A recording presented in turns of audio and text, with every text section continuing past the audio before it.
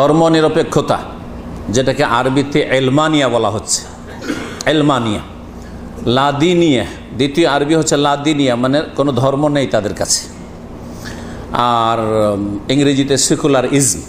Ism মানে মানুষের তৈরি করা বাদ, হ্যাঁ। মতবাদ মানে মানুষের তৈরি করা, মগজ থেকে ত্রুটিযুক্ত মগজ থেকে তৈরি হয়েছে। আল্লাহর আসমানি সিস্টেম নিজাম নয়, জীবন বিধান নয়।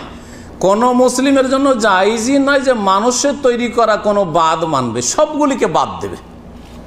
হ্যাঁ, যে মতবাদগুলি রয়েছে সবগুলিকে বাদ দিতে হবে। এটা হচ্ছে কুফর বি তাগুত, তাগুতকে অস্বীকার করা। ওয়ায়ুমিন বিল্লাহ, তারপরে আল্লাহর আসমানি যে বিধান রয়েছে কোরআন এবং হাদিসের, সেটার বাস্তবায়ন করতে হবে। সুতরাং ধর্মনিরপেক্ষতা একটি কুফরি মতবাদ, আর এর ওপর কেউ যদি সন্তুষ্ট থাকে তাহলে সে কুফরিতে শামিল। আর সেই তা দিয়ে যদি পরিচালনা করে কোনো কিছু দেশ অথবা সমাজ, আর তার যদি খেদমত করে, তাহলে তারা কুফরির মধ্যে রয়েছে। আল্লাহ পাক তাদের যেন ইসলামের সহি জ্ঞান দান করেন, আর তারা সত্যিকার মুসলিম হলে তাদেরকে ফিরে আসার যেন তৌফিক দান করেন। তাদের জন্য হিদায়াত কামনা করি।